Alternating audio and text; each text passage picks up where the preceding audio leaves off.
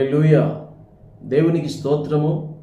క్రీస్తునందు అత్యంత ప్రియమైన నా ప్రియ సహోదరి సహోదరులందరికీ ప్రభు పేరిట వందనాలు.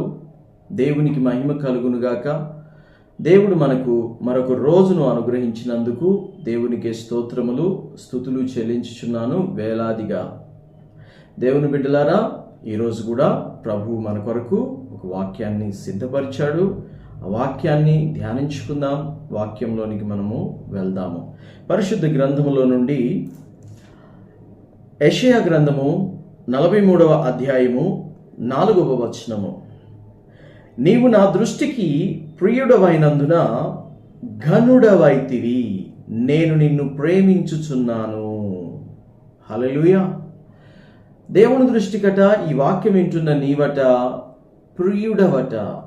నువ్వు ఒక సిస్టర్ అయితే ప్రియురాలివి, దేవునికి ప్రియమైన బిడ్డవు, ప్రియమైన కుమార్తెవు, ప్రియమైన సహోదరివి, ప్రియమైనటువంటి స్నేహితురాలివి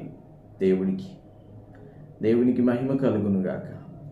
ఎందుకు దేవుడు ఆ వ్యక్తిని నీవు నాకు ప్రియమైన వ్యక్తివి అని మాట్లాడుతున్నాడు అంటే, ఎందుకు ఈ వ్యక్తి ఘనమైన వాడయ్యాడట? ఈ వ్యక్తి దేవుని దృష్టికి ప్రియమైన వాడయ్యాడట. అందుకు ఈ వ్యక్తి ఘనుడయ్యాడట. దేవుని బిడ్డ, ఘనత కొరకు చూస్తున్నావా నీవు? నన్ను అందరూ ఘనపరచాలి, పొగడాలి, మెచ్చుకోవాలి, నా పనిని బట్టి, నా మాట తీరుని బట్టి, నేను సాధించినటువంటి విజయాలను బట్టి నన్ను ప్రజలు మెచ్చుకోవాలి, నా ఇంటి వారు మెచ్చుకోవాలి, నా కుటుంబీకులు మెచ్చుకోవాలి, నా అన్నదమ్ములు మెచ్చుకోవాలి, నా స్నేహితులు మెచ్చుకోవాలి, నా బాస్ మెచ్చుకోవాలి. దేనిని బట్టి అయినా సరే మెచ్చుకోవాలి అని మీరు అనుకుంటున్నారా? అయితే మీరు ముందుగా వారిని ఇంప్రెస్ చేయడానికి మీరు ప్రయత్నం చేయకండి. వారి మెప్పు పొందుకోవడం కోసం వారినేదో మీరు లేవనెత్తడం కాదు, కానీ ముందు మీరు ఎవరి దృష్టికి ప్రియమైన వ్యక్తిగా కనపడాలో తెలుసా? దేవుని దృష్టికి ముందు మీరు ప్రియమైన వ్యక్తిగా కనపడాలి. దేవునికి ఎవరు ప్రియమైన వ్యక్తిగా కనబడతారు? దేవునికి స్తోత్రం కలుగునుగాక. తన చిత్తమును నెరవేర్చువారే కదా, తన ఇష్టాన్ని జరిగించువారే కదా, దేవుని మాటను గ్రహించువారే కదా, దేవుని చిత్తము ఎరిగిన వారే కదా, వాక్యానుసారంగా నడుచుకునేవారే కదా, ప్రార్థనలో గడిపేవారే కదా దేవుని దృష్టికి ప్రియులు. సత్యము కోసము ఆక్రందన, సత్యము కోసము ఆశ, ఆకలి దప్పులు గలవారే కదా, నీతి కోసము ఆకలి దప్పులు గలవారే కదా దేవుని దృష్టికి ప్రియులు. హల్లెలూయా. దేవుని మాట వినేవారు దేవుని దృష్టికి ప్రియులుగా ఉంటారు. దేవుని బిడ్డ, నేను అడుగుతున్నాను, దేవుడి మాట నీ వింటున్నావా? దేవుడి స్వరం నీ వింటున్నావా? దేవుడు మాట్లాడి, ఇదిగో ఆ చెడ్డ పని నీవు చెయ్యొద్దు, నా బిడ్డ, నా కుమారుడా, నా కుమార్తె, ఆ చెడ్డ పని నువ్వు చేయొద్దు, ఆ చెడ్డ స్థలానికి నువ్వు వెళ్ళొద్దు, ఆ చెడ్డ వారితో నువ్వు స్నేహం చేయొద్దు అని దేవుడు నీతో మాట్లాడినప్పుడు నువ్వు దేవుని మాట వింటున్నావా?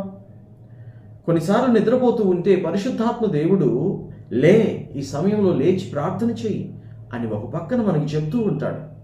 నిద్ర లేచి ఆ సమయంలో మనం ప్రార్థన చేసుకోగలుగుతున్నామా? కొన్నిసార్లు పరిశుద్ధాత్మ దేవుడు ఈ సమయంలో బైబిల్ చదువు అని మనతో మాట్లాడతాడు.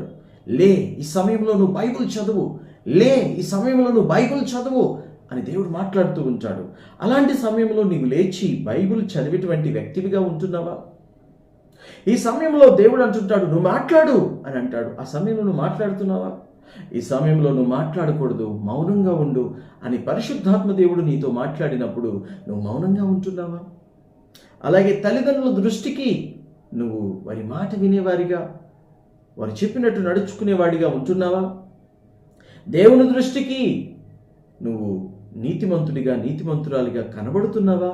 దేవుని బిడ్డ, ఆయనను ప్రేమించువారంటే ఆయనకి ఇష్టం. ఆయన ఎవరు ప్రేమిస్తారు? ప్రేమిస్తున్నట్టు రుజువేమిటంటే ఆయన చెప్పినట్టు నడుచుకోవడము, ఆయన చిత్తానుసారంగా నడుచుకోవడము. నా ఇష్టం కాదు, నా ప్రభు చిత్తమే నా యందు నెరవేరాలి, జరగాలి అని చెప్పి ఆశపడి అలాగున జరిగించడము వారు దేవుణ్ణి ప్రేమించేటువంటి వారు. దేవుణ్ణి ప్రేమించేటువంటి వారు దేవునికి ప్రియమైన వారు అవుతారు. దేవునికి స్తోత్రం.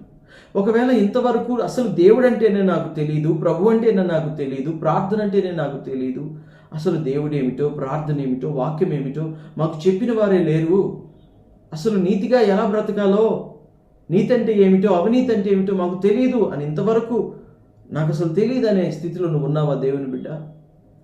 అయితే దేవుడు ఈరోజు నీతో మాట్లాడుతున్నాడు.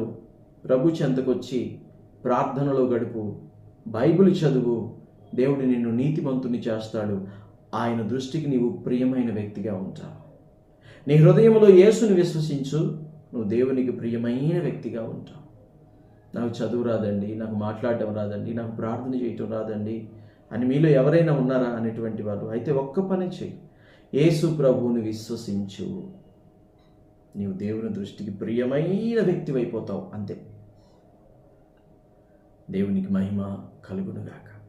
ఘనత ఎలా వస్తుందంటే ముందుగా దేవుణ్ణి ప్రేమించడం ద్వారా దేవుడు నిన్ను ప్రేమిస్తాడు. నిన్ను దేవుని ప్రేమిస్తున్నాడు కనుక నీవు ఘనుడవైతావు, ఘనురాలివైతావు దేవుని బిడ్డ. దేవునికి స్తోత్రం కలుగునుగాక. కాబట్టి దేవుణ్ణి ప్రేమించు, దేవుణ్ణి విశ్వసించు. ఇక్కడ ఈ అధ్యాయంలో, ఈ వాక్యంలో, ద్వితీయోపదేశ కాండంలో 14వ అధ్యాయము 2వ వచనంలో ఈ విధంగా రాయబడి ఉన్నది. ఏలయనగా నీ దేవుడైన యెహోవాకు నీవు ప్రతిష్ఠిత జనము, మరియు యెహోవా భూమి మీదున్న సమస్త జనములలో విశేషముగా తనకు స్వకీయ జనమగునట్లు నిన్ను ఏర్పరుచుకొనెను. దేవునికి స్తోత్రం.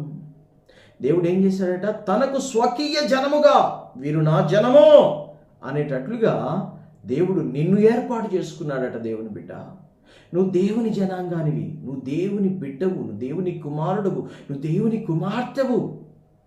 కాబట్టి మనము దేవుని ప్రేమించాలి. రెండోది మన క్రియలు. మన దేవుడు నీతిమంతుడు అని చెప్పేది, మన దేవుడు పరిశుద్ధుడు అని చెప్పేది, మన దేవుడు జాలిగల్లవాడు అని చెప్పేది, మన దేవుడు ఆదరించువాడు అని చెప్పేది మన క్రియలు. అనేకులకు మనము సాక్షులముగా కనపడాలి. మన దేవుణ్ణి గొప్ప చేసేది మన క్రియలు, మన పనులు. నీ పనుల ద్వారా, నీ క్రియల ద్వారా, నీ మాటల ద్వారా, నీ నడవడిక ద్వారా దేవునికి మహిమ కలిగితే నువ్వు దేవుని దృష్టికి ప్రియమైన బిడ్డవు కావా? అసలు నువ్వెవరు? దేవుడు నిన్ను ఏర్పరచుకున్నాడు. నువ్వెవరైనా ఏర్పరచుకున్నాడు? చదువుకున్నావనా? గొప్ప పేరుందనా? గొప్ప ప్రతిష్ఠత ఉందనా? నీ తల్లిదండ్రులు గొప్పవారనా? కాదు దేవుని బిడ్డ. దేవుడు నిన్ను ఎందుకు ఏర్పాటు చేసుకున్నాడో తెలుసా? నీవు బలహీనమైన స్థితిలో ఉన్నావు అని, భవిష్యత్తులో బలహీనమైనటువంటి స్థితిలోనికి నువ్వు వెళ్ళబోతున్నావు అని, నిన్ను పరలోక రాజ్యంలోనికి చేర్చాలి అని, నీకు నువ్వు నిత్య జీవం ఇవ్వాలని, నీకు సమృద్ధినివ్వాలని, ఈరోజు నువ్వు కలిగి ఉన్న సమృద్ధి భవిష్యత్తులో నిన్ను వదిలిపెట్టి పోకుండా ఉండాలని, ఇహమందును పరమందును నీవు తృప్తిగా ఉండాలని, నీవు తృప్తి పొందాలని ప్రభువు నిన్ను ఏర్పాటు చేసుకున్నాడు. మనము నరకానికి వెళ్ళిపోతామేమోనని దేవుడు ఏర్పాటు చేసుకున్నాడు. దేవుని బిడ్డ, యేసుక్రీస్తు లేకుండా ఏ ఒక్కరు కూడా పరలోక రాజ్యంలో అడుగు పెట్టలేరు. యేసుక్రీస్తు లేకుండా ఏ ఒక్కరు కూడా ఈ లోకంలో కావచ్చు, రాబోయే పరలోకంలో కావచ్చు, తృప్తిగా జీవించలేరు. అసలు పరలోక రాజ్యంలో అడుగు పెట్టాలంటే ముందుగా భూలోకంలో క్రీస్తుని తెలుసుకోవాలి. మనము బలహీనులమని, మనము పాపులమని దేవుడు ఏర్పరచుకున్నాడు. దేవుని బిడ్డ, ఇది సత్యం. బలహీనులము, పాపులము అని దేవుడు మనల్ని ఏర్పాటు చేసుకున్నాడు.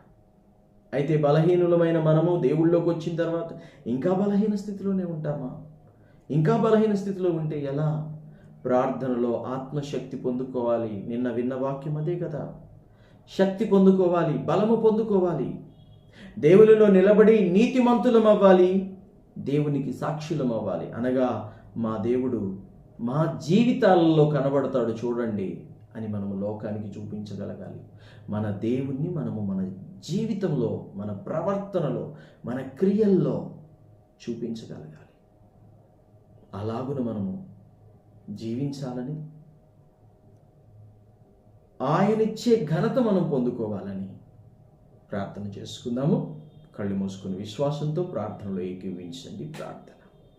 తండ్రి, నీకు వందనాలు దేవా, నీకు స్తుతులు స్తోత్రాలు అయ్యా. ఎవరెవరైతే ఈ వాక్యం వింటున్నారో ప్రభువా, వారందరి జీవితంలో ప్రభువా ఘనత కావాలని హృదయంలో ఆశ ఉంది. అయితే మేము ఘనత కోసము ప్రయత్నించడం కాదు, గొప్ప కోసం ప్రయత్నించడం కాదు, కానీ ముందు నీ దృష్టికి మేము ప్రియమైన వారముగా ఉండాలి. ఎవరైతే నీ దృష్టికి ప్రియమైన వారముగా ఉంటామో వారు ఘనులవుతారు. మాకు ఘనత కంటే ముందు నీ దృష్టికి మేము గొప్పవారం కావాలి తండ్రి. తండ్రి, మా జీవితం మీ దృష్టికి శ్రేష్టమైనదిగానే ఉందా, ప్రియమైనదిగానే ఉందా, లేదా మాలో ఉన్నటువంటి కోపము, ఆవేశము, మా పాపపు ప్రవర్తన, మా చెడ్డ ప్రవర్తన నీ దృష్టికి మమ్మల్ని చెడుగా చూపిస్తోందా? ఒకవేళ నీ దృష్టికి మేము చెడుగా కనబడుతున్నట్లయితే ప్రభువా మమ్మల్ని క్షమించు ప్రభువా. ప్రభువా మమ్మల్ని మన్నించు ప్రభువా. ఇక నుంచి చెడ్డ క్రియలు చేయకుండా, చెడ్డ తలంపులు తలంచకుండా, చెడ్డ ప్రవర్తన కలిగి ఉండకుండా నీ దృష్టికి ఏది అనుకూలమో, నీ దృష్టికి ఏది ఉత్తమమో అదే మేము చేస్తూ ముందుకు సాగడానికి సహాయం చేయండి. ముందు మేము ఈ లోకంలో ఘనత పొందుకోవటానికంటే ముందు నీ కృప పొందుకోవాలి. నీ కృప మా మీద ఉంచమని ఈ ప్రార్థనలో ఏకీభవించిన ప్రతి బిడ్డతో నాయన మీరు మాట్లాడి వారిని సరిచేసి బలపరచమని, నీ కృప మా మీదికి తీసుకొస్తున్నావు, నీ ఆత్మను మా మీదికి తీసుకొస్తున్నావు అని మేము నమ్ముతూ విశ్వసిస్తూ ఈ ప్రార్థన అంతయు యేసు నామములో అడుగుచున్నాము తండ్రి. ఆమేన్, ఆమేన్, ఆమేన్. దేవునికి స్తోత్రము, దేవునికి మహిమ కలుగునుగాక. ఈ వాక్యాన్ని 10 మందికి షేర్ చేసి మీ స్నేహితులకు, మీ బంధువులకు కూడా చెప్పండి, చూడమని వారిని ప్రోత్సహించండి. అలాగే ఈ ఛానల్ సబ్స్క్రైబ్ చేసుకోండి. ఇంకా మీ ప్రార్థన అవసరతలు ఏమైనా ఉన్నట్లయితే స్క్రీన్ మీద కనబడుతున్నటువంటి ఫోన్ నంబర్కి కాల్ చేసి లేదా వాట్సాప్ మెసేజ్ ద్వారా మీ ప్రార్థన అవసరతలను తెలియజెప్పండి. మీ కొరకు మేము మా సంఘస్థులందరము అనుదినము తప్పక ప్రార్థిస్తాము. God bless you. దేవుడు మిమ్మల్ని దీవించి ఆశీర్వదించునుగాక. ఆమేన్.